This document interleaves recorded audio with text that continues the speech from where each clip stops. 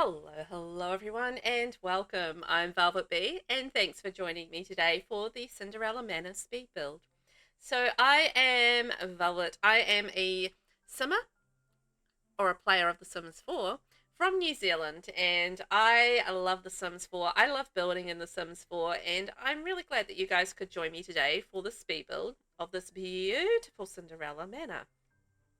So, the idea behind this manor is that my lovely friend Nocturnally Nix redeemed her channel points for my on Twitch. So on Twitch I have channel points, and you can redeem the channel points once you've saved up 50,000, which is quite a lot of channel points and a lot of watching me, and you can turn those into build me a house. And so Nix turned in her channel points, and I am building her Cinderella Manor for her sorry, not ever after. That's what I'm playing on Twitch. It's the Disney something Legacy, Disney Challenge Legacy, I think. And yeah, she's coming up to Cinderella, I think, soon. And so Cinderella needed a big old house to clean. So I created a big old house for Cinderella to clean. Now, I am not a Disney expert. Let's just put it that way. I don't watch a lot of Disney stuff, as far as like Disney cartoons and bits and pieces, and like all of the Disney princess kind of stuff. I don't really watch a lot of that stuff. I mean, I'm familiar enough, but I don't watch a lot of it. So please don't be, cross at me if I don't include all the little features, because I just don't know them. But I did build individual rooms for each of the main characters in this house. So this is Cinderella. This is after the passing of her father. So this is Cinderella, and basically the stepmother is in control of the household, and the stepsisters, and they're basically all being really awful to Cinderella. So this is the point in Cinderella's life where she is basically living under the stairs in a dingy, cobwebby kind of room, and she's kind of friends with mice, and she has a little doggo, and yeah, basically life isn't the best for her. So that's where Cinderella's kind of at, and that's kind of where I designed her room to be at. And then we have her stepmother, which I think is Lady Tremaine, and her stepsisters Drizella and Anastasia. And I did individual rooms for each of those three characters. So Lady Tremaine I did in purple and red, and Drizella was green, and Anastasia was pink. Because from my understanding, each of the different characters kind of have their signature color, and Cinderella obviously has her blue, but because her room was such a dingy hole, I didn't really get much opportunity to dive into the blue, but I did give her dog bed the color blue, and it's going to sit in the kitchen. So the whole idea of this is not a modern interpretation of Cinderella in terms of the house. I did try to keep it at least somewhat historically accurate. So like it's definitely more of a historical manner. So I'm pretty certain you could play this off the grid with no problem. Pretty certain. Like I can't think of any electrical items that I actually put in this. Like all the lightings, candles, the fridge is off the grid, the oven's off the grid.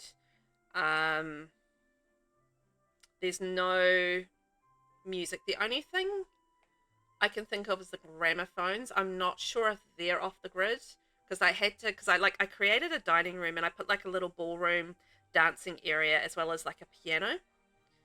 And then like the dance floor wasn't going to work without a gramophone. And then I think I put a gramophone in another room as well. So I'm not 100% whether or not they will need power.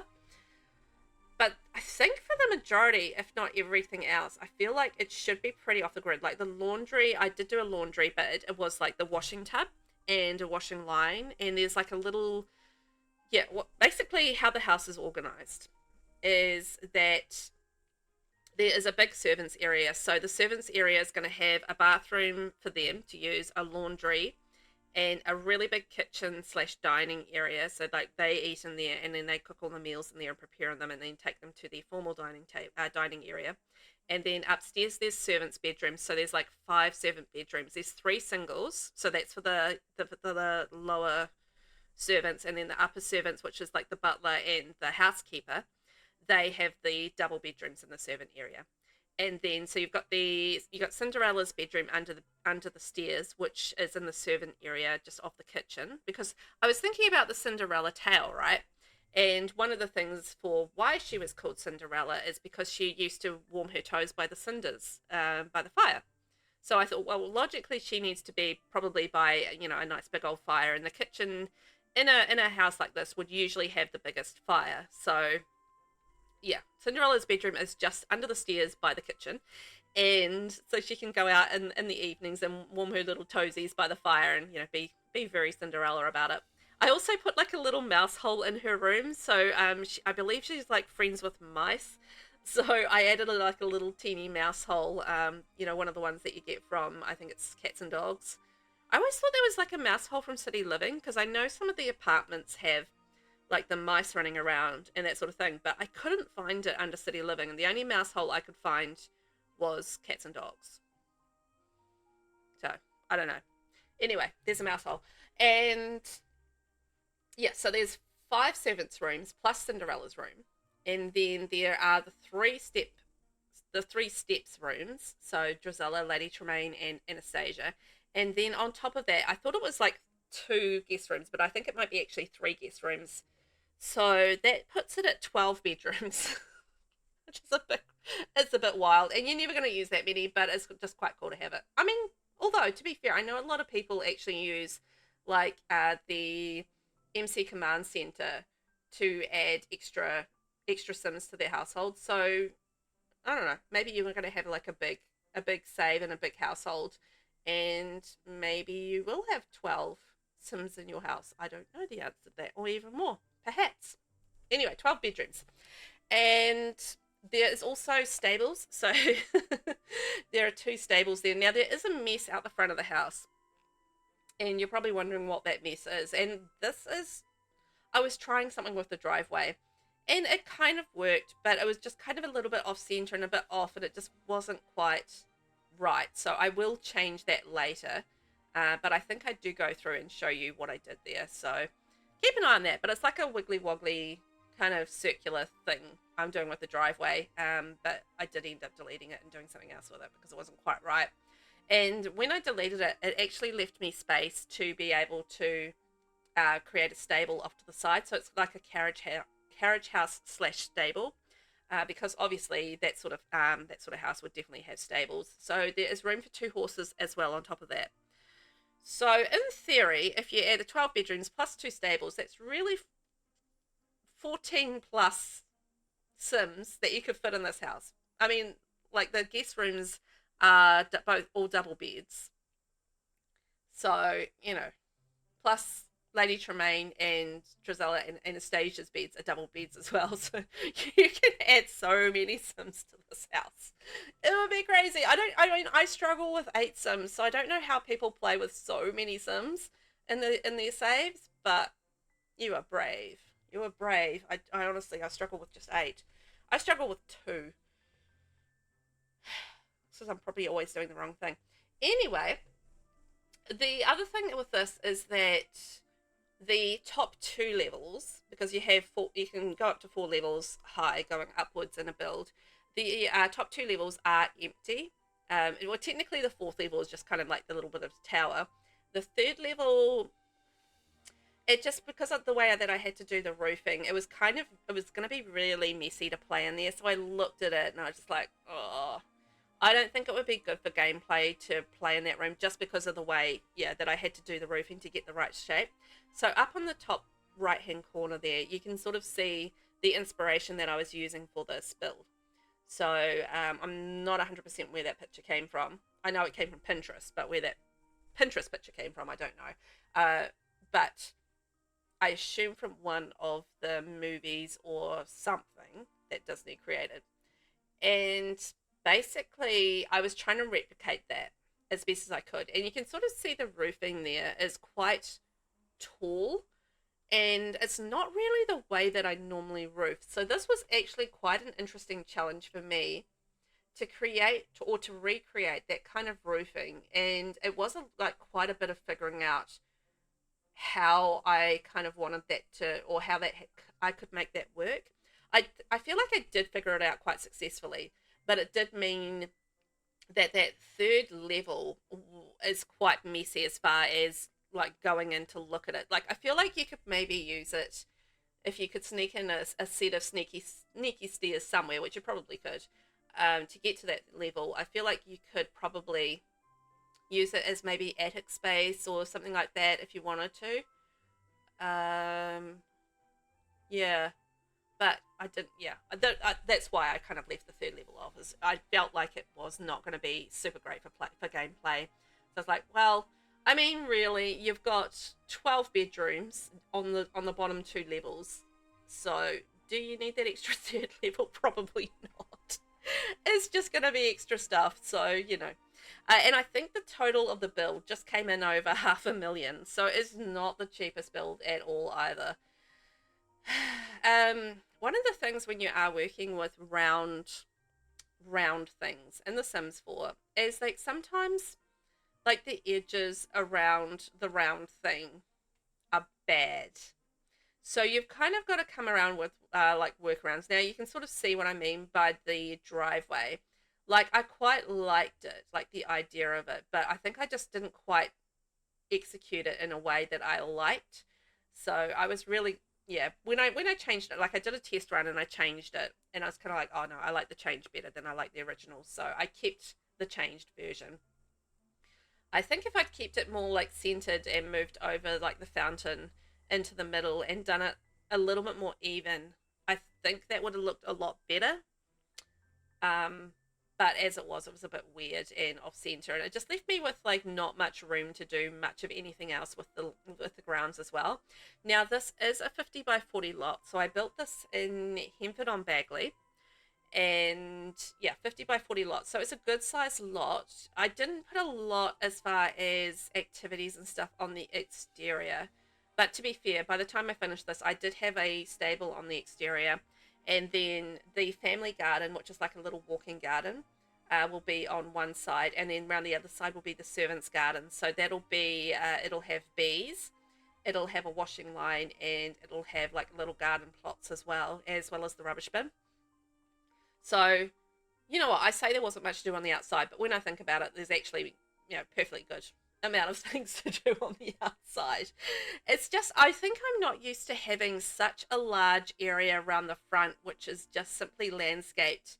And then you kind of just go and like, there's not a lot of room around the back for a lot of stuff.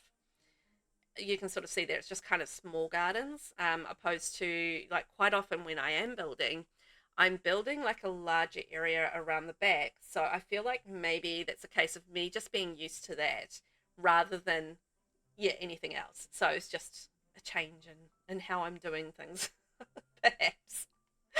But it's, yeah, and this is definitely a different kind of build for me. Like I don't build a heck of a lot of castles, manor houses, historical buildings. Like every now and then I will. Like I've got a cute little um like a Black Death time peasant kind of townhouse thing, which I thought was really cute, like a medieval cottage is what it was. That's probably a better way to put it. And I've built one castle, which was actually a winter palace. So it wasn't a castle; it was a winter palace. And I actually have a work in progress castle, like an Italian castle, somewhere in my thing that I've never finished. It's actually it's actually about 2/3 done. I just need to go back and finish it at some point, so I should go and do that. Sometimes you just start things and you just, one of those things that you just haven't got the time to get back to, or you just kind of keep forgetting about, which is probably more the case in my case. So I'm getting like a little bit of ivy up the side of the building. It just adds to that the whole idea that the building has been there for a long time. That's kind of what ivy is to me. It's a sense of permanence and a sense that the ivy has over the years just taken that time to grow and stretch all the way up the building, just like weaving its way up the cracks and crannies of the brick and the stone, and made its way up the building and has made its own home there over the years. So that's just kind of when I think about adding ivy to buildings, I that's what I'm thinking about. Like I feel like in more modern builds, if you wanted to add like greenery to the outside of the building, it makes more sense to me that you add it on trellis, and then like the ivy kind of works on like buildings that have maybe been there a little bit longer. I'm sure I've done exceptions to that somewhere along the way, but that's just in my brain. That's how I sort of process the whole ivy thing. I'm just adding in the stairs at the moment. I kind of had this big vision of big double stairs on the interior, and that's kind of the whole idea of that is the family stairs. So, and the family and the visitor stairs. So, you know, you have this sweeping formal staircase going up, and that's for the visitors and family. And then off to the side in the servants area, you'll also have like the servant stairs. So, you know, the servants have their own stairs because, you know, obviously they've got to have something separate. And I've just, I've taken this knowledge of, I guess, manor houses and that sort of thing from reading a lot of romance books over the years. I like how I moved this fountain and I was like, oh, it needs to go further forward. Darn it. And then I had to replace all the bushes. It's like, ah, why you do to me? Why you do? Why did I not do it properly the first time? Is probably the better question.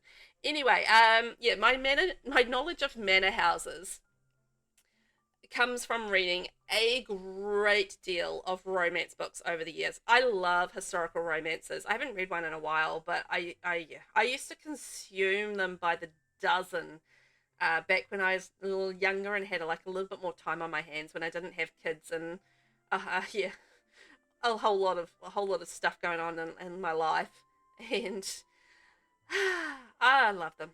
You know, the likes of, you know, the Bridgerton. I mean, everybody knows Bridgerton these days. Like, I read Julia Quinn, who's the author of the Bridgerton books. I read her when she first started writing, you know?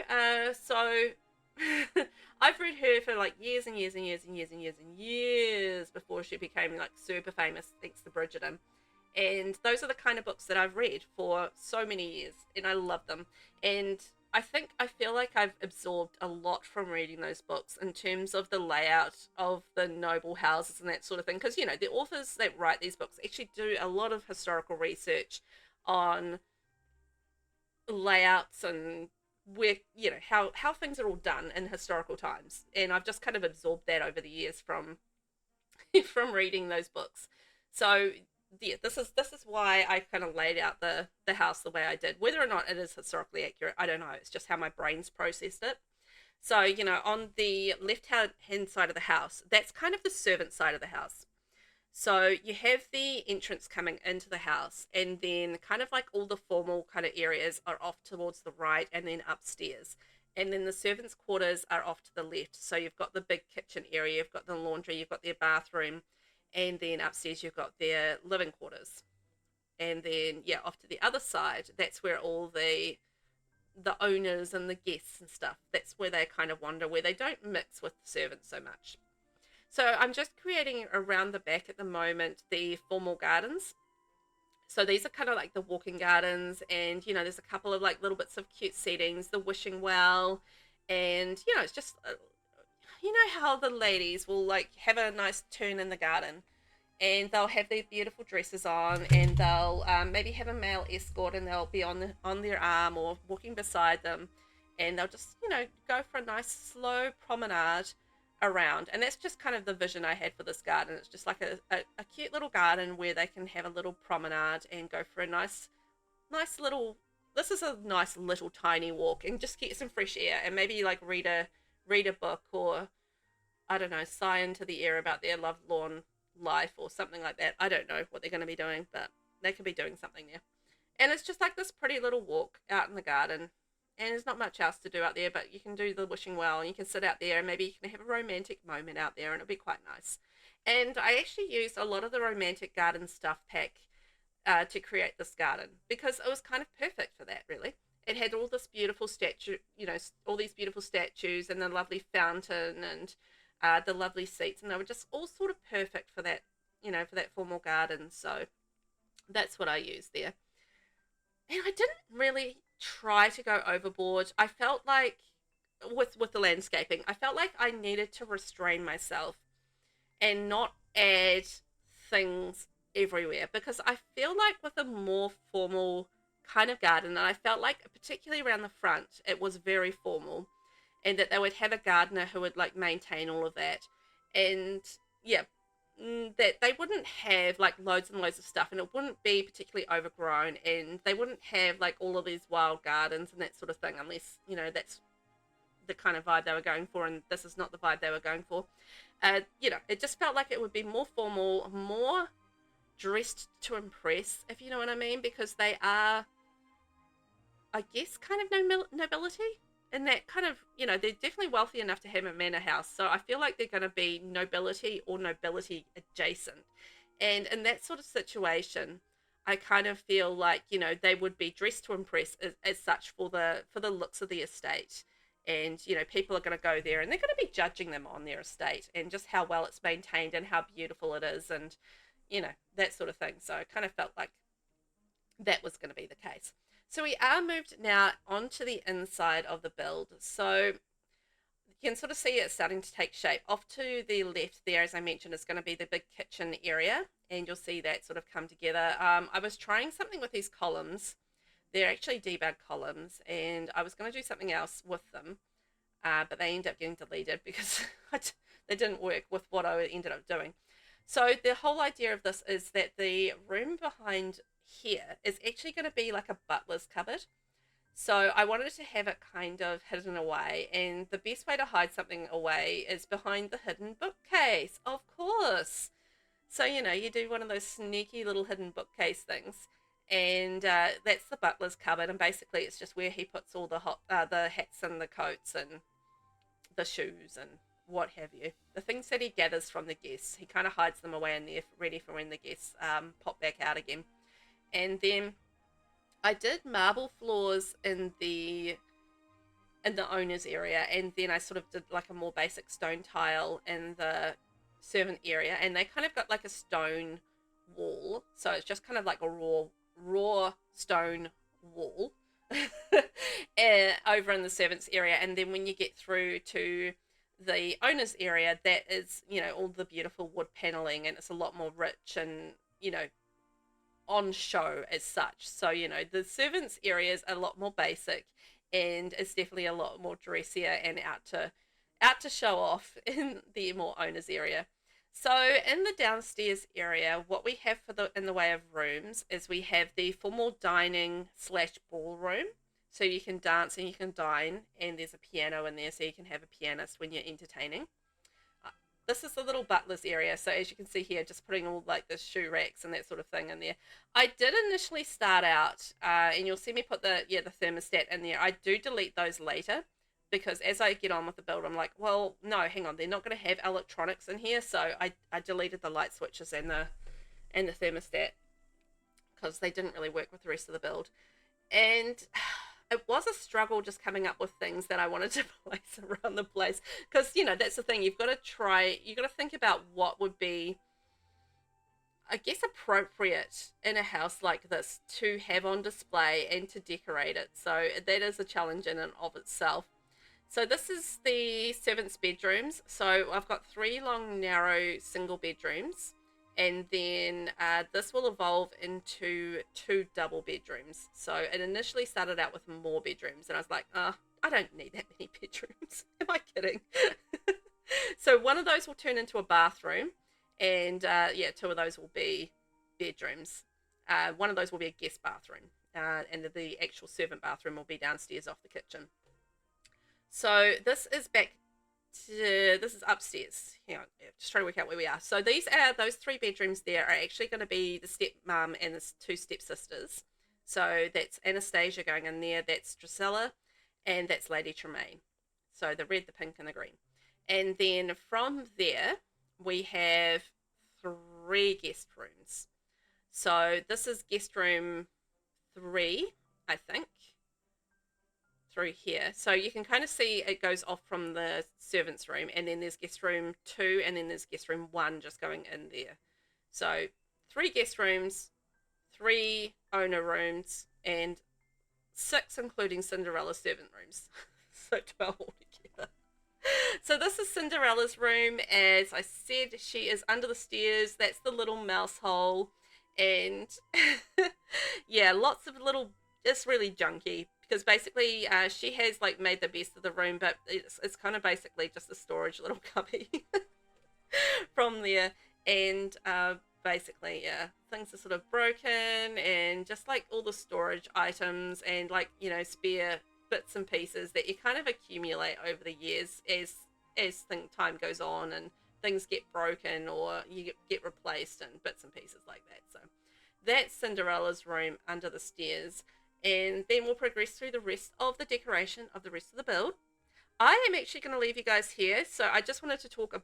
I mean, I've talked for almost half an hour now, but yeah, I was just going to do a brief intro, but then oh, hang on, I want to stay for this. So I was going to go, but now I'm not because this is exciting. So I created a fire pit. And basically how I did that is I put some fire items underneath in the basement, and then I found these braziers and I was like, you know what, we're going to use those instead. And so this is actually like a little working, well, it's not working, but it looks like it's working, an actual burning fire pit. And I've made like a faux spit over the top of it, and I thought that was actually really cute. So I was like quite impressed with that, you know, just to give the whole medieval kind of old manor vibe. Like, you know, you don't have a big cooking oven or anything like that. I just making it more sooty in the kitchen and all those things, and have like a storage pantry and all sorts of fabulous things. But I'm going to leave you guys to watch it. Just check it out, see what I do with the rest of the build. And I want to say big thank you for hanging out with me. And I hope you guys enjoy the rest of the build. I was actually really proud of this one. It's not my usual style of build, and you know, that's always a really nice challenge. And a big thank you to Nixie for redeeming your channel points. That was wonderful of you, and I hope you enjoy your Cinderella house because I enjoyed making it. So thanks guys for watching. I hope you enjoy the rest of the build, and there's a few screenshots at the end as well. Remember to hit subscribe, like, and comment, and help me out there. It's all free, so, you know, help me out and make me happy, and it's not going to cost you a thing. Ding! Okay guys, see you later!